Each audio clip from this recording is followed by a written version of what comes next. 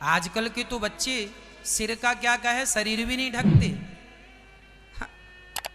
और कहते हैं अपनी सोच बदलो महाराज। हम ही सोच बदलें, तुम अपने विचार ना बदलो। भाई हमारी क्या गलती है? चलो हम बता रहे हैं, बताओ ये क्या है?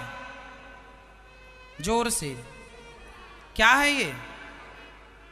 ये फूल है, गुलाब है। हम दिखा रहे हैं अपना गुलाब, आप देख रहे हैं कि नहीं? अब हम अपना गुलाब आपको दिखाएं और कहें अपनी सोच बदलो, क्यों गुलाब देख रहे हो? आजकल के हमारे देश की बेटियां फटे फटे कपड़े पहन लेती हैं, अश्लील कपड़े पहनती हैं और कहती हैं अपनी सोच बदलो। जब आप दिखा ही रहे हैं तो देखने वाले को प्रॉब्लम क्या है? जब तुम्हें दिखाने में शर्म नहीं है तो देखने वाला, हम तो गुलाब दिखा ही रहे हैं, आप देखो ना, दिखा रहे हैं। अब हम दिखाएं और आपसे कहें आप लोग मत देखो, तो क्या आप लोग पट्टी बांध लेंगे आंखों में? इसलिए कहते हैं शरीर है, मर्यादा। शरीर हमारा है तो हमें मर्यादा में रहना चाहिए ना।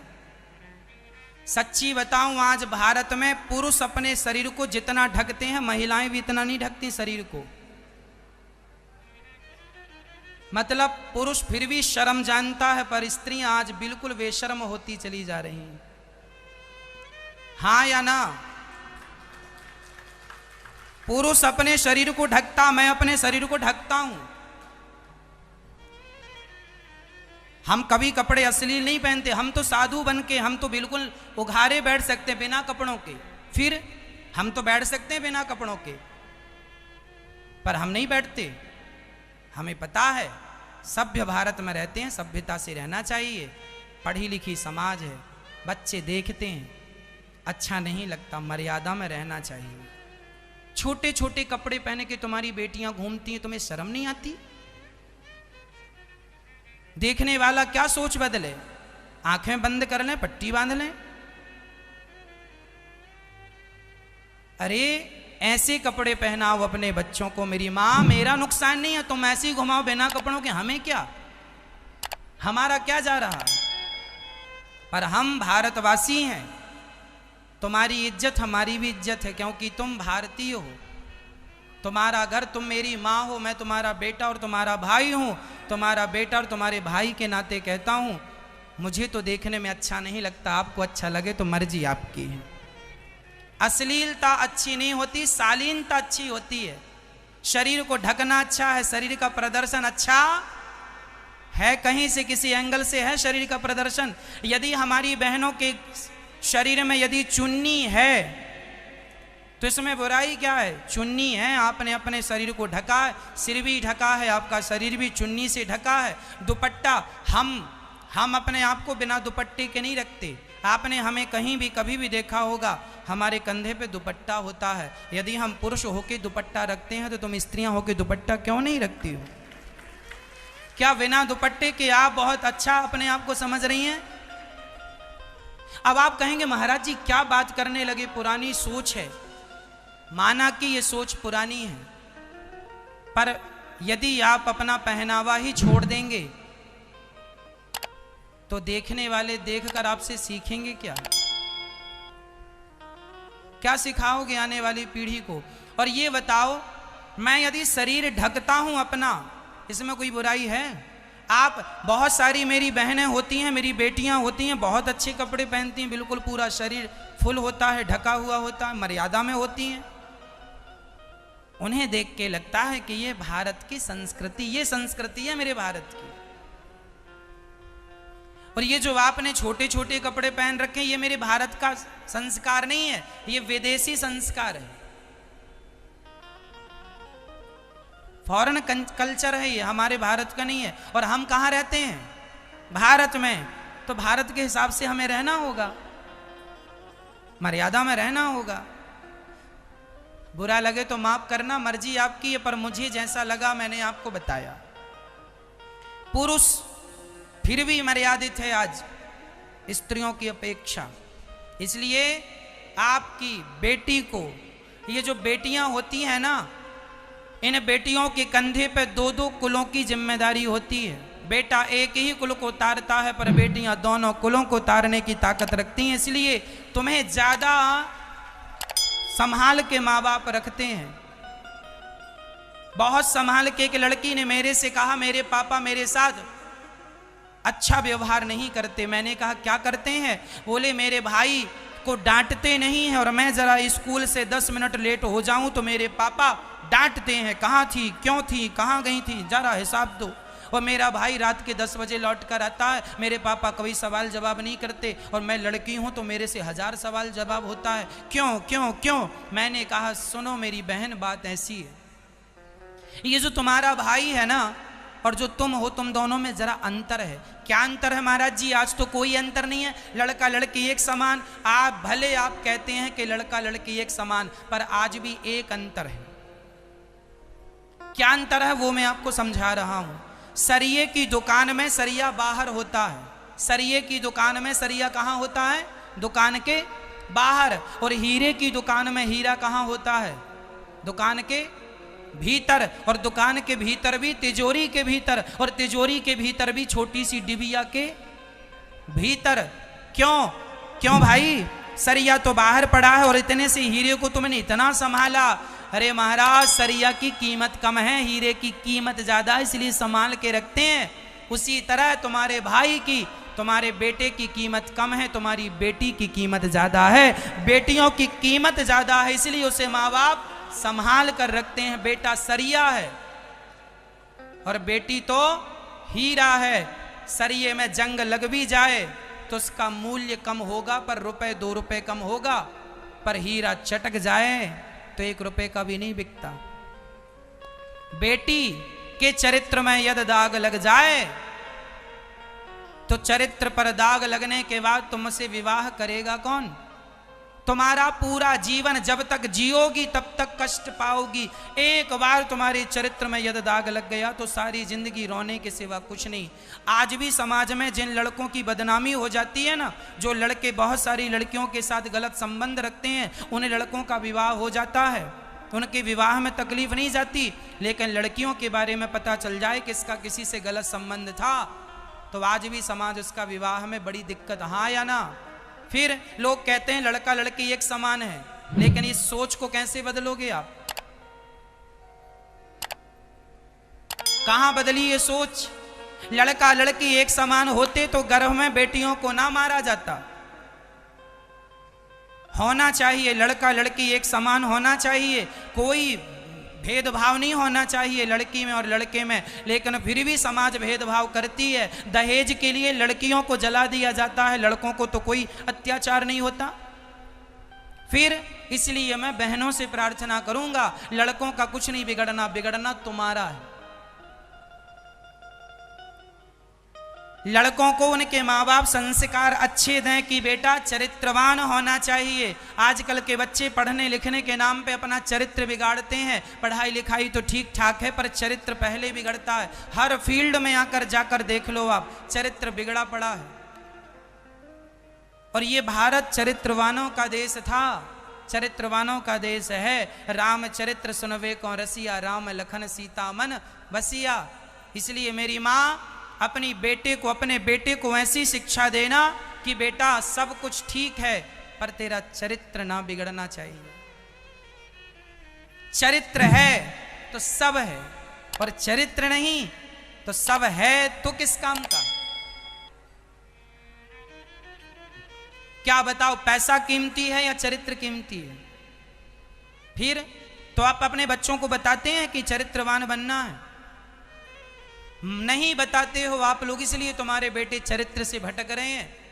कलयुग तो आज उल्टी गंगा बहा रहा है, माता पिता को बेटा ठोकर लगा रहा है। तब एक ही था रावण और एक ही थी सीता, अब हर गली में रावण सीता चुरा रहा है। कलयुग तो आज उल्टी गंगा बहा रहा।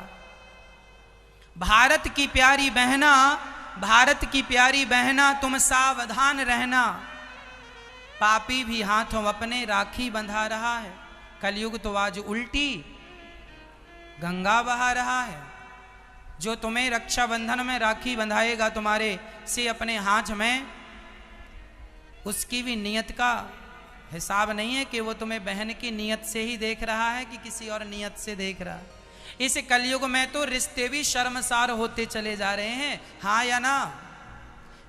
पहले तो भाई और बहन का रिश्ता बड़ा पवित्र हुआ करता था, लेकिन इस कलयुग में तो कितने भाई बहनों का रिश्ता दूषित हो चुका है। इसलिए जिसकी कलाई में राखी बांधो उससे जरूर कहो कि जितना प्यार तू मुझसे करता है अपने सगे भाई से कहना, एक माँ का जो तुम्हारा भाई है उस भाई से कहना जितना प्यार तू हमसे करता है अपनी बहन से, संसार की हर लड़की को मेरी ही दृष्टि से देखेगा, अर्थात बहन की दृष्टि से देखेगा। क्योंकि आज मैं तेरी बहन हूं और जिसे तू गंदी निगाहों से देख रहा है वो भी किसी की बहन है। इसलिए अपने आप को बचा के रखो, संभाल के रखो। बस कोई प्यार मोहब्बत की बातों में ना पड़ा करो। कोई लड़का तुमसे प्यार नहीं करता मेरी बहनों, तुम्हारे सुंदर शरीर से प्यार करता है। इसलिए तुम्हारा शरीर पाएगा, तुम्हारा चरित्र बिगाड़ेगा और तुम्हें पुराने कपड़े की तरह छोड़कर चला जाएगा। चिंगम, जैसे लोग चिंगम चबाते हैं, चबाकर फिर थूक देते हैं, उसी तरह तुम्हें चबाया जाएगा, स्वाद लेकर तुम्हें थूक दिया जाएगा। समझो इन बातों को। इस्लाम ने हकीकत में औरतों की इज्जत को इतना बुलंद किया है, इतना बुलंद किया है। सिर्फ और सिर्फ आती है बात, ये इनको छुपा करके क्यों रखा जाता है?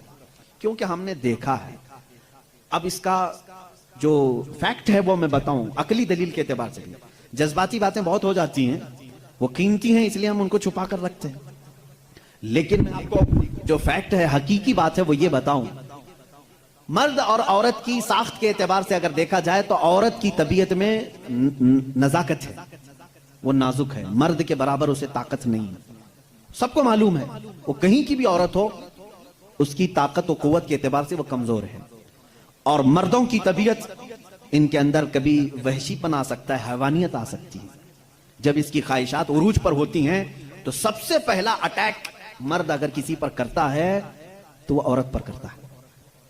मर्द अगर इसको खुला छोड़ दिया गया और हैवानियत आ गई तो अपनी ख्वाहिशात को बुझाने के लिए सबसे पहला हमला किस पर करता है? औरत पर करता है। उसकी जिंदा मिसालें आज हम देख रहे हैं। जहां किसी तनहा औरत को 4 गुंडों ने पा लिया तो उसके साथ क्या करते हैं? कुत्ते भी इस तरह से नहीं करते जिस तरह से ये कर जाते हैं। उसके साथ रेप भी किया, जिना भी किया, ख्वाहिशें पूरी की और उसको फाड़ करके भी फेंक दिया। जानवर कोई ऐसा करता है? जानवर भी इस तरह से नहीं करता। इसका मतलब यह है, रिपोर्ट यह बताती है पूरी दुनिया की कि मर्द के अंदर अगर शहवत का गलबा ज्यादा हो गया और उस वक्त औरत उसे सामने नजर आ गई तो फिर ये अपनी हैवानियत पर उतर कर सकता है, उसका रेप भी सब कुछ कर सकता है। इसलिए इस्लाम ने हमा वक्त औरतों को कहा कि पता नहीं कहां दरिंदे हैं, तुम हमेशा अपने आप को महफूज रखो। ये नहीं कि पिकनिक पर जाओ तो नाक पर स्कार्फ लगा लो, यहां बुरे लोग हैं, खाली यही कपल अच्छे हैं, दूसरों की नजर पड़ जाएगी। इस्लाम ने हर वक्त के लिए औरत को यह कहा है कि तू अपनी हिफाजत की जिम्मेदारी खुद रख ले, इसलिए कि तेरे जिस्म को देखने के बाद कई ऐसे मर्द हैं जिनकी ख्वाहिशात अंगड़ाइयां लेती हैं और फिर वो हमला कर सकते हैं। तुम्हारी जान का भी खतरा है इसमें, सिर्फ इज्जत लूटने का नहीं, जान का खतरा है। रेप के बाद कत्ल होते हुए नहीं देखे? अभी साल नहीं गुजरा होगा, हैदराबाद में, दिल्ली में कितने वाकयात हुए। अच्छे पढ़ी लिखी लड़कियों के साथ हो, अच्छे बड़े घर की लड़कियों के साथ ये मामला हुए कि नहीं हुए? अब ये जब हम जवाब देते हैं तो वो ये कहते हैं कि मर्दों को आप तलकीन करें कि वो औरतों को छेड़छाड़ ना करें। ये तो ऐसी बात हो गई कि गोश्त को खुला रख करके कौवों को नसीहत करो, बेटा अच्छे से रहो, अखलाक में रहो। अरे कौवा है, वो गोश्त खुला रखा है। हम कौवों को सुधार नहीं सकते लेकिन गोश्त को ढक तो सकते। हमारे पास यही फार्मूला है, हम कहां पूरी दुनिया के मर्दों की आंखों को संभालें। हालांकि कुरान ने हर मोमिन को कहा है वकुल्लिल मुमिनीना यगुद्दू मिन अबसारिहिम, ऐ महबूब सारे ईमान वालों से कह दें कि वो अपनी आंखें नीची रखें। इस्लाम ने समझा तो दिया है मर्दों को, लेकिन इनकी सिक्योरिटी का भी एहतमाम किया है, जिसको ये समझ रहे हैं कि ये पाबंदी बहुत ज्यादा है, बहुत मुश्किल है, ये पाबंदी है बहुत ज्यादा मुश्किल है। जिन लोगों ने कहा था कि ये इस्लाम की जोर जबरदस्ती है, औरतों को इतना कैद करके रखते हैं, बेचारे आज 12-12 घंटे हॉस्पिटल में पूरा का पूरा नकाब पहने हुए हैं, पूरा का, और ऐसा नकाब पहने हुए हैं कि हवा भी आना मुश्किल हो जाती है। और हम तो बुरके बेचने वाले मशहूर थे, बुरके बेचने वाले मशहूर थे, आज पूरी मगरिबी दुनिया मशहूर हो गई। पीपी किट नाम रखा है तुमने, बुरके ही बेच रहे हो, बेच रहे। हम तो सिर्फ हिफाजत औरतों के जिस्मों की कर रहे थे, तुमने तो बुरका आप मर्दों को भी पहना है, सबको पहना है। अब इनसे पूछो क्यों अब सख्ती नहीं है? ये किसी के जिस्म को इतना ढांक करके रखना, ये जोर जबरदस्ती नहीं है? तुम कहते हो इस्लाम इतनी सख्ती लेकर के आया है कि औरतों को बंद करके रखा। अब ये जवाब नहीं, वायरस फैला हुआ है, वायरस फैला हुआ है, जिस्म को लग ना जाए। अरे नादान, यही तो 1400 साल से हम कह रहे थे, इंसानों की आंखों का वायरस भी फैला हुआ है, कहीं हमारी बच्चियां गैर महफूज ना हो जाएं, कहीं किसी के जिस्म में ये बातें, ये आंखों का जहर सरायत ना कर जाए, इनके दिल बहक ना जाएं। और मैं बहुत पहले से कहता आ रहा हूं, तहकीक ये बताती है कि मर्द की आंखें जब इसमें ख्वाहिश पैदा होती है ना, एक जहरीला मादा निकलता है, जहरीला मादा निकलता है। आप देखो गौर से किसी चीज को, नजर लगती है ना, सबका ये तो मामूल है, नजर लगती है, वो उसकी नजर लग गई, इसकी नजर लग गई, तकरीबन सब लोग मानते हैं नजर लगती है, और इस्लाम भी कहता है अल आइनु हक्कुन, नजर लगती है। बल्कि मेरे आका सल्लल्लाहु अलैहि वसल्लम ने यहां तक फरमाया, मेरी उम्मत में सबसे ज्यादा मौत अगर किसी कारण से होगी तो नजर बद से होगी।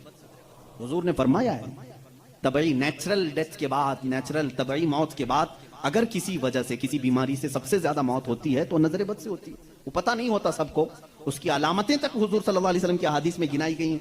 नजर बद हो जाए तो कैसे पता चलेगा?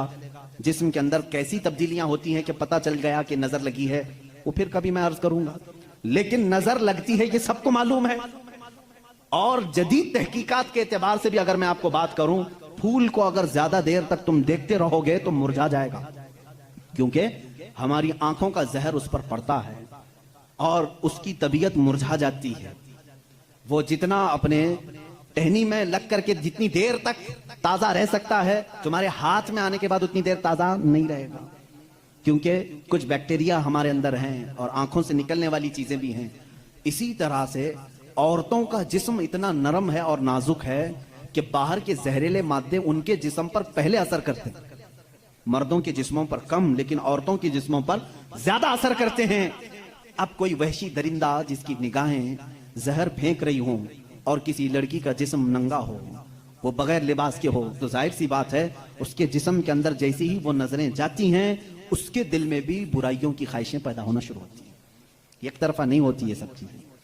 उसके अंदर जो खराबी आई वो उसकी आंखों की वजह से। इसीलिए मेरे आका सल्लल्लाहु अलैहि वसल्लम ने फरमाया, फ़इन्नल आइन तज़नी, आंख भी जिना करती है। हुजूर सल्लल्लाहु अलैहि वसल्लम ने फरमाया आंख भी जिना करती है। अब मुझे बताओ मेरे अजीजों, इस्लाम ने इतनी जो हिफाजत की है औरतों की, इसको तुम कह रहे हो जोर जबरदस्ती है? इस्लाम दीन फितरत है, सिर्फ वही बात करता है जो इंसान के लिए सूटेबल हो, जो तुम्हारे जीने के लिए अच्छा हो। अब मैं आओ तुमको ये भी बताता हूं, कुछ लोग ये कहते हैं खाने पीने के मामलात में भी, अब ये बात थी औरतों की। और हाँ, यहां पर मैं ये बात बता दूं कि ये बराबरी बराबरी जिसको कह रहे हैं ना, वो बराबरी है नहीं। तुम कभी भी इसके जवाब देने की भी कोशिश मत करो। ये बराबरी किसको कहते हैं? इनके सामने रक्स करे, डांस करे, बराबर करे। अगर मर्द जो है खुले आम घूमता फिरता है और नंगा हो सकता है, तो औरत को भी उतना ही होना चाहिए, औरत भी उतना ही दिखाए। तो ये तो ऐसी बराबरी है कि इतना अगर शौक है बराबरी का, तो फिर ऐसा करो, अपनी बीवी के साथ मुआयदा कर लो, 1 साल तू बच्चा देगी, 1 साल मैं बच्चा देता हूं। ये बराबरी करने की चीज है? अरे सारा बच्चों का दर्द औरत ही क्यों सहे, तुम भी थोड़ा सा पार्टनरशिप में ले लो। ऐसा नहीं कर सकते, तुम्हें मालूम है औरत की फितरत है, कुछ चीजें ऐसी हैं उसकी साख्त में, उसके लिए वो जरूरी है। और इस्लाम ये समझता है कि औरत के लिए उसके घर में रहना ज्यादा सूटेबल है बनिस्बत बाहर घूमने फिरने के। खुले आम रहने से ज्यादा अगर महफूज कोई औरत हो सकती है तो वो पर्दे में रह सकती है। इसलिए इस्लाम ने उसको पर्दे का हुक्म दिया, उस पर जोर जबरदस्ती नहीं, पाबंदी नहीं, उसकी फितरत है वो, उसे जितना महफूज रख सकते हो। अब खरीदने वाली चीजों में ही आप देख लेना। अब उसको मैं अकली तौर पर अगर आपको बताऊं, कुछ चीजें ऐसी हैं आप खरीद कर, आलू प्याज लेकर के आए, आलू प्याज लेकर के आए, आपके किचन में आपने उसको किसी बुट्टी में रख दिया, टोकरे में रख दिया, कहीं पर भी रख दिया, चल जाता है। रख दिया। लेकिन साथ में आपने कुछ गोश्त खरीदा, कुछ टमाटे, कुछ दही, बाहर नहीं, फ्रीजर में रखना पड़ता है। भाई इनको दोनों को बराबरी दो। दही को भी टोकरे में क्यों नहीं रखते, गोश्त को भी बाहर ये इस टोकरे में क्यों नहीं रखते? आप खुद कहेंगे। कुछ चीजें ऐसी होती हैं जिनकी सेफ्टी फ्रीजर के अंदर है, कुछ चीजें ऐसी हैं कि वो बाहर रह करके भी सलामत हैं। जब तुम्हें दुनिया के हर निजाम में ये बात समझ में आती है तो अल्लाह ने मर्द और औरत को पैदा ही ऐसा किया है कि मर्द अगर बाहर रहे तो सेफ है, उसके जिस्म की साख्त ऐसी है, लेकिन औरत घर के अंदर ज्यादा सेफ है। इसलिए इस्लाम ने उसे पर्दे का हुक्म दिया है। बात समझ में आ गई? इस्लाम ने जोर जबरदस्ती उसको पाबंद नहीं बनाया, जोर जबरदस्ती पाबंद नहीं बनाया। बहरहाल ये एक बहुत बड़ा उन्मान है। औरतों के हुकूक की बात अगर कोई ऐसा बंदा करता तो समझ में आता जो औरतों को मर्तबे में बढ़ा करके यूं कहे कि औरत के कदमों के नीचे जन्नत है। अगर कोई ऐसा शख्स कहता तो बात समझ में आती जो ये कहे कि बीवी को एक लुकमा खिलाओ तो सदके का सवाब है। अगर कोई ऐसा शख्स कहता जो ये कहे कि एक बेटी को पाल कर निकाह कर दो तो जन्नत वाजिब है। इनके पास ये कोई भी चीज नहीं, बल्कि ये जिस औरत की बात कर रहे हैं इनके लिए वो अपने नफ्स की ख्वाहिशात पूरी करने की एक मशीन है बस। और अगर मेरी बात सही नहीं है तो चलो मगरिबी दुनिया में मैं तुम्हें दिखा दूं कि वहां शादी किसे कहते हैं, तलाक किसे कहते हैं, बच्चों का निजाम क्या है। कसरत से पूरे यूरोप में आपको मैं बताऊं, वहां शादी का निजाम तक खत्म करके रखा गया है। जो लड़की पसंद आई उसके साथ रहते रहो, बच्चे भी हो जाएंगे। 2-2 बच्चों के बाद वो लोग फैसला करते हैं आप शादी कर लें। अब शादी करने का बराबर टाइम आ गया, हम लोगों की अंडरस्टैंडिंग हो चुकी है। ये है फैक्ट बता रहा हूं मैं आपको। कई ऐसी शादियां हैं वहां पर जो बच्चे होने के बाद करते हैं कोर्ट में जाकर के। तो तुमने औरत को बराबरी नहीं बल्कि अपनी ख्वाहिशात की एक मशीन समझा है। इस्लाम जो बराबरी देता है वो कैसी बराबरी है? ये इस्लाम ही तो है जो औरत को इतनी इज्जत के साथ घर लाने का हुक्म देता है, इतनी इज्जत के साथ। अगर उसको कुछ खुराफाती लोगों ने बुरा कर दिया तो अलग बात है, बल्कि हमारे यहाँ जो निकाह का सिस्टम है वो इतना पाकीज़ा है कि मर्द को कहा गया है कि औरत के आने से पहले अपने घर का इंतजाम हो जाए। वो कहाँ ला करके रख रहा है, बल्कि औरत को इसी तरह से भगा कर लाने का निजाम इस्लाम में नहीं है, बल्कि औरत के लिए एक बाज़ाब्ता पूरी महफिल का इनेकाद होता है। उसकी रजा पूछी जाती है, पहले उससे पूछा जाता है तू राजी है या नहीं। बहुत सारे ऐसे दीन हैं, बहुत सारे ऐसे रिलीजियन हैं, मैं नाम फिर नहीं जिक्र कर रहा हूं, जहां पर औरतों को इजहार राय का हक ही नहीं। उनके बड़े जो फैसला कर लिए वो हो गई बात। चाइना में बहुत सारे ऐसे कबीले आज भी हैं जहां उनके माँ बाप अपनी बच्चियों को ले जाकर किसी के भी कोठे पर छोड़ जाती हैं जहां उन्हें पसंद आ जाए। इस्लाम औरत की इज्जत इतनी देता है, जब तक वो अपनी रजा का इजहार नहीं करती काजी की मजाल नहीं कि वो निकाह पढ़ा सके। हम खुद खड़े रहते हैं जब तक इजाजत नहीं आती। पहले हम औरत की इजाजत लेकर के आते हैं और फिर औरत को उसका हक महर देने का हुक्म भी मर्द को दिया गया है कि वो तुम्हें अपनी जिंदगी छोड़कर आ रही है, अपना घर छोड़ करके आ रही है, उसका हक महर अदा करो। और लाने के बाद जानते हैं मेरे आका सल्लल्लाहु तआला अलैहि वसल्लम की तालीमात क्या है? अल्लाहु अकबर। हुजूर अकरम सल्लल्लाहु अलैहि वसल्लम ने ताकीद के साथ फरमाया है कि औरतों के साथ सख्ती ना करो। अपने आखिरी खुतबे में हुजूर ने अरफात के मैदान में ये बात तक फरमाई, औरतों के मामलात में अल्लाह से डरो, हद से ज्यादा ना बढ़ो, औरतों के साथ इतनी सख्ती ना करो। मारने को मना किया, कभी इनके चेहरे पर ना मारना, कभी इनके खानदान को ताना ना मारना, कभी इनको इतनी बुरी गाली ना देना कि दिल टूट जाए। ये तमाम अहकाम इस्लाम ने इसी औरत की इज्जत ही के लिए तो दिए हैं। और फिर जिस वक्त वो आए, बुजुर्गों ने ये रिवाज भी रखा है कि हम अपनी बेटियों को अपने घरों से कुरान पाक देकर के रुखसत करते हैं, कुरान के साथ उसे भेजते हैं। और घर लाने के बाद जानते हैं ये आला हज़रत रज़ियल्लाहु तआला अन्हु ने लिखा भी है। आला हज़रत फरमाते हैं जब नई दुल्हन घर में आए तो उसके पैरों का धुवन जो है वो अगर घर के चारों कोनों में डालो तो बरकत आए। वो आ रही है अपना रिस्क लेकर के आ रही है, अपना रिस्क लेकर के आ रही है। यहां तक हमारे लिए कहा गया, बल्कि दूल्हे को यह भी कहा गया, इसी ये बयान में सारी बातें नौजवानों को समझ में भी आ जाएंगी। निकाह की पहली रात उसे कहा गया कि तू अपने घर लाया है दुल्हन को तो सबसे पहले उसके ही दुपट्टे को तू मुसल्ला बना और उस पर सजदा कर। ये हुक्म है। औरत की इज्जत ना होती तो हम मुसल्ला बनाते उसके दुपट्टे को। पहली रात कहा गया है। यह और बात है कि मालूमात नहीं है नौजवानों को कि शादी के बाद पहली रात, ये भी सीखने की जरूरत है। उलमा से तमाम चीजें पूछ लेना चाहिए जिसकी शादी हो रही है। दुल्हन आ रही है तो हम उसकी इज्जत ही के लिए तो ये तमाम काम कर रहे हैं। और उसके बाद हुक्म ये दिया गया कि सबसे पहले उसके साथ बातचीत की शुरुआत करने से पहले उसकी पेशानी पर हाथ रखकर अल्लाह की बारगाह में ये कहो, ऐ अल्लाह, इसके अंदर जितनी तूने अच्छाइयां रखी हैं वो सब अच्छाइयां मुझे अता कर दे, और जितनी इसके अंदर बुराइयां हैं उन तमाम बुराइयों से मुझे तू बचा दे। यहां से तू शुरुआत कर। जाहिर सी बात है, मैंने उस वक्त महसूस किया, चंद दिनों पहले एक नौजवान को तलकीन कर रहे थे, पेशानी पर जहां बाल उगते हैं वहां हाथ रख करके दुआ करना। तो उसने पूछा कि हजरत दुआ तो ऐसे ही कर सकते हैं, पेशानी पर क्या? मैं भी चौंक गया। इसको मैं बताऊं, मेरे एक उस्ताद से मैंने पूछा क्या ऐसा है कि अपनी दुल्हन की पेशानी पर हाथ रख करके इस तरह दुआ करना चाहिए? उन्होंने कहा हाँ है। दुआ तो कैसे भी करें, हाथ ना रखें और हाथ छोड़ें, हाथ उठाएं, सब दुआ अल्लाह सुनता है, लेकिन इसलिए पेशानी पर रख करके दुआ करने के लिए कहा गया कि वो आज अपने वालिदैन को छोड़ करके आई है, उसके वसीले से अल्लाह जल्दी दुआ कबूल करेगा। उसका दिल मगमूम है, वो गमगीन है, और गमज़दा लोगों के साथ मेरा मौला है। वो अपने वालिदैन को छोड़ करके तेरे घर आई है, वो मगमूम है, बहुत गमज़दा है। आज उसकी पेशानी पर हाथ रख करके दुआ करो। मेरा उसी दिन ये जहन समझ गया कि इस्लाम ने औरत को वो मकाम दिया है, वो इज्जत दी है। हमने उसको अपने जिस्मों को सुकून पहुंचाने वाला आला नहीं समझा, मशीन नहीं समझा, बल्कि हकीकी मुस्लिम वो है जो अपनी औरत की इज्जत भी करे, एहतराम भी करे।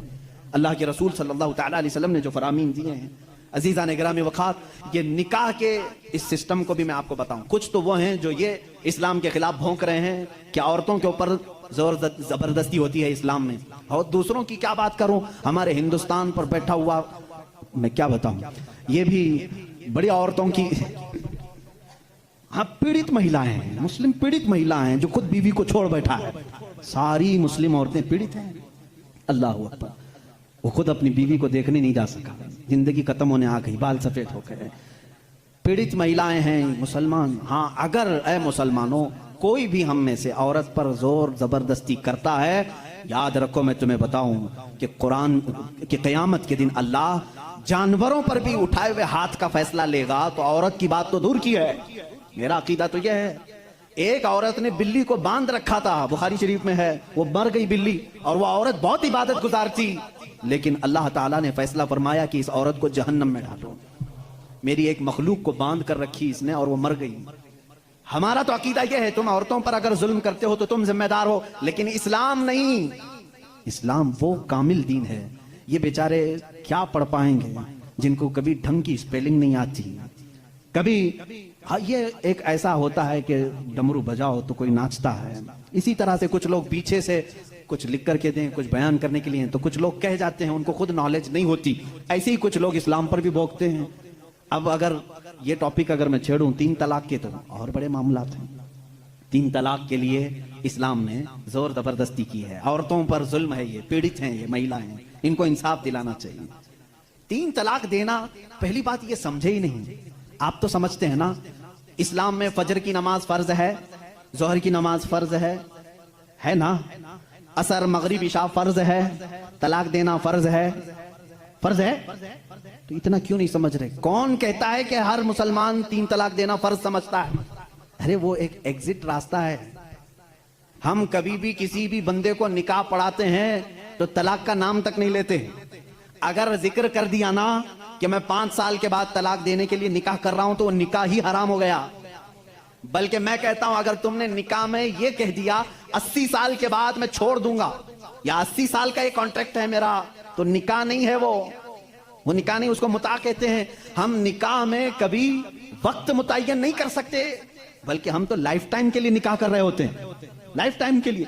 लेकिन इंसानी जिंदगी में कई मामलात ऐसे आते हैं कि मिजाज नहीं जम सकता। जरूरी नहीं है कि हर आदमी का मिजाज दूसरे से जम जाए। कभी ऐसा हो गया तो उसके लिए ऑप्शन रखना चाहिए कि नहीं रखना चाहिए? उसके लिए ऑप्शन रखना चाहिए कि नहीं रखना चाहिए? अरे मियां, तुम किसी को गाड़ी में बिठा करके भेज रहे हो और उससे ये कहो कि चलना ही है, अगर वो पूछ ले गाड़ी के पहिए दोनों पंचर हो गए तो क्या करूं, कहा फिर भी चलना ही है, ये जुल्म है, ये ज्यादती है। उससे ये कहना चाहिए कि अगर गाड़ी के पहिए पंचर हो गए, टायर पंचर हो गए, तो करीब में गैरेज है, खोल करके बदलवा लो। माकूल बात है कि नहीं? अगर बीच रास्ते में नहीं, तुम पाबंदी लगा दे, नहीं टायर नहीं बदलना, पंचर हुई उसी से चलना, ये ज्यादती है कि नहीं? अब मैं आपको बताता हूं। 2 टायर लेकर के चले थे शादी के बाद, 2 टायर हैं, और दोनों चल रहे हैं तो ठीक है, एक भी पंचर हुआ तो क्या करो? ये कहते नहीं, पंचर टायर के साथ ही चलो। अरे भाई, कहीं और गाड़ी गड्ढे में गिर जाएगी। हुक्म ये होना चाहिए कि अगर पंचर हो गया तो टायर चेंज कर सकते हो, तुम्हारे लिए ऑप्शन होना चाहिए। बस इस्लाम का तकाजा सिर्फ इतना ही है कि अगर किसी की जिंदगी में अनबन हो गई, नहीं बन पाई, तो उसके लिए एक ऑप्शन है कि औरत को, वो भी एक साथ 3 तलाक नहीं, उसको हराम करार दिया गया है। शरीयत में एक वक्त में 3 तलाक दे देना हराम है। मैं इसका बबांगे दोहल आज ऐलान करता हूं, अगर कोई एक ही साथ अपनी औरत को तलाक तलाक तलाक इस तरह 3 बार कह देता है तो उसने हराम काम किया, गुनाह किया, नाजायज काम किया है। अगर छोड़ना भी है तो उसको इस्लाम ने तरीका बताया है। एक बार पहले बोलो, 1 महीने का टाइम दो, 1 महीने में भी फिर नहीं बनी तो दूसरी मर्तबा फिर एक बोलो और 1 महीना छोड़ दो। 2 महीने का टाइम गुजर गया, अब फिर भी नहीं बन पा रही, तब फिर सबको बिठा करके कह दो हमने 2 मर्तबा देख लिया, अब हमारी जिंदगी आगे चल नहीं पाती, तीसरी मर्तबा हम इसको खत्म करते हैं। ये तलाक का सही तरीका। क्या इसमें इस्लाम ने जुल्म किया? इस्लाम ने इसमें जुल्म किया? इसको ये ढिंडोरा पीट पीट करके लोगों को ऐसा बना करके रखे। बेचारे कुछ लोग अनपढ़ इनकी बातों में आ भी जाते हैं। अरे हमारा हिंदुस्तान तो ऐसा है कि बाहर कोई भी डमरू बजाए उसके इर्द गिर्द तो लोग खड़े हो ही जाते हैं। कोई भी गली कूचे में भी आकर के ढोल बजाता है तो कितना मजमा जमा होता है। पार्लियामेंट में बैठ करके अगर बजाए तो क्यों नहीं सुनेंगे लोग? सुनेंगे लोग। हमारी पब्लिक है, बहुत मैच्योर पब्लिक है। अजीजान गिरामी, यहां पर मैं आपको इस्लाम की वो खुसूसियात अर्ज कर रहा हूं जिसमें इस्लाम ने कहीं पर अपने पैरोकारों पर जुल्म नहीं किया, बल्कि इसका हर हुक्म फितरत के ऐन मुताबिक है। अब कुछ लोग वो हैं जो सन्यास लेने को कहते हैं, नहीं, औरत को छूना भी नहीं चाहिए, पूरी जिंदगी भर ऐसे ही रहना चाहिए, उसके भी हम खिलाफ हैं। नहीं, इस्लाम इस चीज का खिलाफ है कि तुम उसके अंदर की चाहत और उसके अंदर के सुकून लेने के जरिए को बंद कर रहे हो। इस्लाम ने कहीं पर ऐसे अहकाम नहीं दिए। अजीज़ान गिरामी वक़ार, बहुत सारी खुसूसियात इस्लाम की हैं। अब मैं आपको बताऊं, जिस दीन पर आप कायम हैं, इसने अगर आपको कुछ चीजों से रोका